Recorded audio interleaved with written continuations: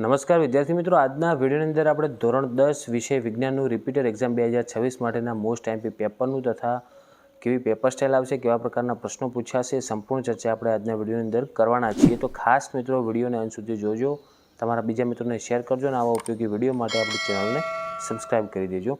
મિત્રો જો પહેલાં વિભાગીયમાં તમારા 24 ગુણના હેતુલક્ષી આવશે, જેમાં પહેલો પ્રશ્ન છે કે લેડ નાઇટ્રેટના પાવડરને ગરમ કરતાં નીચેના પૈકી કયા રંગનો ધુમાડો ઉત્પન્ન થાય છે? હવે આમાં જવાબ આવશે ઓપ્શન બી, કથ્થાઈ. બીજું છે નીચે કેટલાક તત્વોની ઇલેક્ટ્રોનીય રચના આપેલ છે, તે પૈકી અધાતુ તત્વની ઇલેક્ટ્રોનીય રચનાને ઓળખવાનું હતું. તો જુઓ એમાં મિત્રો અધાતુ આવશે ક્લોરિન, એટલે 2 8 7 વાળો, તો ઓપ્શન ડી. ત્રીજું છે ખાલી જગ્યામાં પાયરુવેટના વિઘટન થવાથી કાર્બન ડાયોક્સાઇડ, પાણી અને ઉર્જા ઉત્પન્ન થાય છે. તો એમાં જવાબ આવે કર્ણાભ સૂત્રો, એટલે ઓપ્શન બી. ચોથું છે નીચે આપેલા ઉદાહરણો પૈકી કયું ઉદાહરણ ઋણ ભૂ આવર્તન દર્શાવે છે? તો ઋણ ભૂ આવર્તન દર્શાવતું ઓપ્શન છે જવાબ એ, કે પ્રરોહનું ઉર્ધ્વગામી દિશામાં વધવું. પાંચમો પ્રશ્ન, શબ્દકોશમાં જોવા મળતા નાના અક્ષરોને વાંચવા માટે તમે નીચેના પૈકી કયો લેન્સ પસંદ કરશો? શબ્દકોશ એટલે ડિક્શનરીમાં જે નાના અક્ષરમાં લખેલું હોય એ વાંચવું હોય તો એના માટે જવાબ આવશે ઓપ્શન સી, કે 5 સેન્ટીમીટર કેન્દ્ર લંબાઈનો બહિર્ગોળ લેન્સ. છઠ્ઠું છે 2 ઓહમ, 3 ઓહમ અને 6 ઓહમના અવરોધોને બેટરી સાથે શ્રેણીમાં જોડતા પરિણામી અવરોધનું મૂલ્ય કેટલું થાય? તો એમાં જવાબ આવશે ઓપ્શન બી, 11 ઓહમ. આ ત્રણનો શું કરી નાખવાનો? સરવાળો. પછી વિધાનો સાચા બને એ રીતના ખાલી જગ્યા પૂરવાની છે. તો સાતમામાં છે ખાલી જગ્યા ત્રાણેન્દ્રિય સૂચક છે, તો એમાં જવાબ આવશે લવિંગ. આઠમું છે પ્રોપેનોલનું બંધારણીય સૂત્ર, તો એમાં જવાબ આવશે મિત્રો ત્રીજું સૂત્ર છે જે એ, ઓકે, ત્રીજા નંબરનું દેખાય. પછી નવમું છે પ્રોસ્ટેટ ગ્રંથિ એ ખાલી જગ્યાનો અંગ છે, તો એ જવાબ આવશે નર માનવ પ્રજનન તંત્રનો. 10મું, મેન્ડલે વટાણાના શુદ્ધ ઊંચા છોડ કેપિટલ ડબલ ટીનું સંકરણ શુદ્ધ નીચા છોડ સ્મોલ ટી સાથે કર્યું અને F1 પેઢી પ્રાપ્ત થઈ. તો F1 પેઢીમાં બધી સંતતિ ઊંચી હતી, તેની આનુવંશિક રચના કઈ છે? તો જુઓ 10મામાં જવાબ આવશે એક કેપિટલ ટી અને સ્મોલ ટી, એટલે જે પહેલા નંબરનું દેખાય ને ખાલી જગ્યામાં એ જ એનું ઓપ્શન થશે. 11મું, મેઘધનુષના નિર્માણમાં પ્રકાશની કઈ ઘટના જોવા મળતી નથી? તો એમાં આવશે પ્રકીર્ણન. 12મું, ઘરેલું વિદ્યુત પરિપથમાં 5 એમ્પિયર વિદ્યુત પ્રવાહ રેટિંગ ધરાવતા પરિપથ સાથે કયા ઉપકરણને જોડવું સલાહભર્યું નથી? તો અમારો જવાબ આવશે 12મામાં વિદ્યુત ઇસ્ત્રી, કારણ કે ઇસ્ત્રી ભારે પાવર રેટિંગવાળું સાધન હોવાથી 15 એમ્પિયરના પરિપથમાં જોડવું જોઈએ, 5 એમ્પિયરમાં ચાલે નહીં. પછી આપણે ખરા ખોટા જણાવવાના છે. 13મું છે આયોડિન અધાતુ છે, તો આ વિધાન આવશે સાચું. 14મું, જે હાઇડ્રોકાર્બન સંયોજનો સંતૃપ્ત હોય તો તે કાળા ધુમાડા સાથે પીળી જ્યોત આપે, તો આ વિધાન સાચું આવશે. આ વિધાન ખોટું આવશે, કારણ કે સંતૃપ્ત હાઇડ્રોકાર્બન ધુમાડા વિરહિત હોય એટલે ભૂરી જ્યોત આપે. 15મું, માનવમાં લિંગ નિશ્ચયન જનનિક હોય છે, તો આ સાચું. 16મું, વિદ્યુત પ્રવાહ ધારિત લાંબી વર્તુળાકાર કોઇલના કેન્દ્ર પર ચુંબકીય ક્ષેત્ર સમાંતર સુરેખ રેખાઓ હોય છે, તો આ વિધાન સાચું થશે. ઓકે, તો જુઓ 13મું સાચું, 14મું ખોટું, 15મું સાચું અને 16મું પણ સાચું. તમને જો ન આવડતું હોય તો કાં તો તમારે 4 એ 4 સાચા કરવાના અથવા તો 4 એ 4 ખોટા કરી નાખવાના.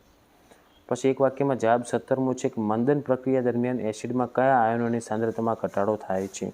તો એમાં આવશે H+ અથવા H3O+. હાઇડ્રોનિયમ આયોનની એકદમ કદ દીઠ સાંદ્રતામાં ઘટાડો થાય છે. ઓકે, તો એમાં લખવાનું તમારે ખાલી હાઇડ્રોનિયમ આયન. 18મું, મને ઓળખો, હું જઠરની આંતરિક દિવાલોનું એસિડની સામે રક્ષણ કરું છું, તો એમાં આવશે શ્લેષ્મા. 19મું, કયા પ્રકારના અલિંગી પ્રજનન દ્વારા લેશમાનિયા નવો સજીવ નિર્માણ કરે છે? તો એમાં આવશે દ્વિભાજન. 20મું, આનુવંશિકતાની વ્યાખ્યા આપો. તો પિતૃઓમાંથી સંતતિઓમાં શારીરિક અને માનસિક લક્ષણોના વહન થવાની ઘટનાને આનુવંશિકતા કહે છે. પછી આપણે જોડકા જોડવાન છે. રાસાયણિક પ્રક્રિયા સામે એનું અવલોકન કે ખોરાપણું, તો એમાં જવાબ આવશે બી, ચરબીયુક્ત ખોરાકનો સ્વાદ અથવા વાસ બદલાય છે.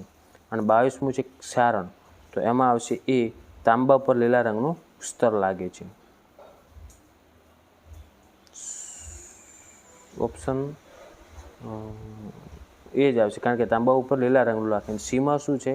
કાળા રંગનું. તો કાળા રંગનું તો ચાંદી ઉપર લાગે, તાંબા ઉપર લાગતું નથી, એટલા માટે ઓપ્શન એ આવશે. ઓકે. પછી 23મો નિયમો છે ને એનું સૂત્ર કે જૂલનો તાપીય નિયમ, તો એનું સૂત્ર હતા H = I²RT, એટલે ઓપ્શન બી. અને 24મો છે ઓહમનો નિયમ, તો એનું સૂત્ર થાય V = IR, તો ઓપ્શન સી. 23મો ઓપ્શન બી અને 24મો ઓપ્શન સી. પછી હવે વિભાગ વાઇઝ તમે પ્રશ્નોના સ્ક્રીનશોટ લઈ લો. મિત્રો આ સેમ પ્રશ્ન નહીં આવે, કારણ કે આ રિપીટર એક્ઝામમાં પૂછાયેલા પ્રશ્નો છે. આગળના જે જૂના વર્ષના પેપર છે એમાંથી આ પૂછાયેલા પ્રશ્નો છે, એટલે તમારા માટે IMP તો કહેવાય જ. કદાચ આમાંથી થોડા ઘણા પણ પૂછાઈ જાય, તમને કામ લાગે તો એકવાર વાંચેલા હશે તમને કંઈક અંદર લખતા ફાવશે. એટલા માટે બધા પ્રશ્નોનું સ્ક્રીનશોટ લેજો.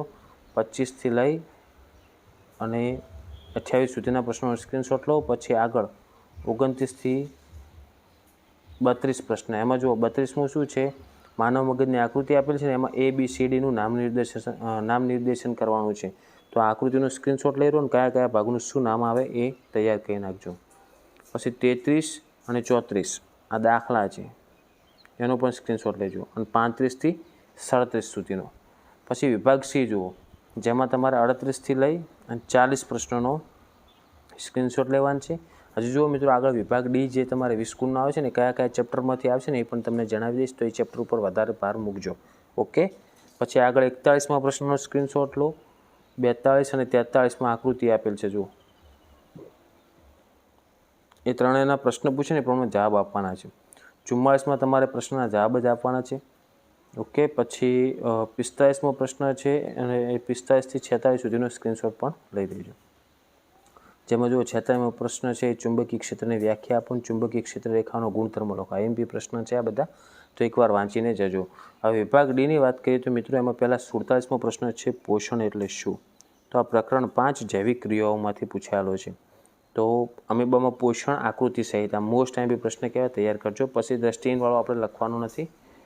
48મો પ્રશ્ન માનવ પાચન તંત્રના મુખ્ય અંગોના નામ અને ખોરાકના પાચનમાં લાળ રસની ભૂમિકા.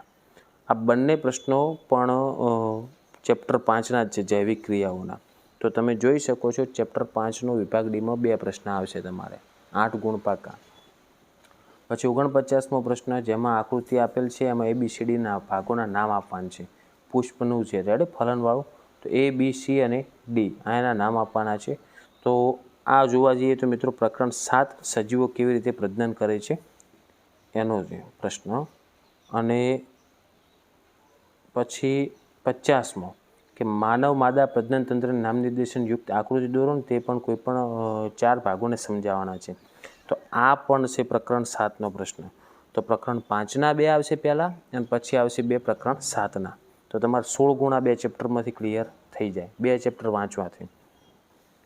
પછી આગળ આપણે તમારે 51મો પ્રશ્ન જે સમજૂતીવાળો છે એ આવશે તમારે મિત્રો પ્રકાશ પરાવર્તન અને વક્રીભવનનો. ઓકે. પછી 52મો પ્રશ્ન એ પણ એનો જ છે, સ્ક્રીનશોટ લઈ લેજો. ઓકે. અને 54મો જુઓ, 53મો વાતાવરણીય વક્રીભવન સમજવા કુદરતમાં જોવા મળતી કોઈ પણ 2 ઘટનાઓ સમજાવવાની છે, આકૃતિ જરૂરી નથી.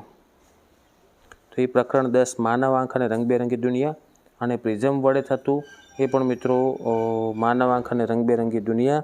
અને છેલ્લે જે આપેલ છે આકૃતિ આહાર શૃંખલા ABC દર્શાવેલ છે એની પરથી પ્રશ્નોના જવાબ આપવાના છે કે આહાર શૃંખલા B અને C સાથે સંકળાયેલ નિવસન તંત્રના નામ જણાવવાના છે. તો આ પ્રશ્નનો સ્ક્રીનશોટ લઈ લેજો. 13મા ચેપ્ટરનો છે.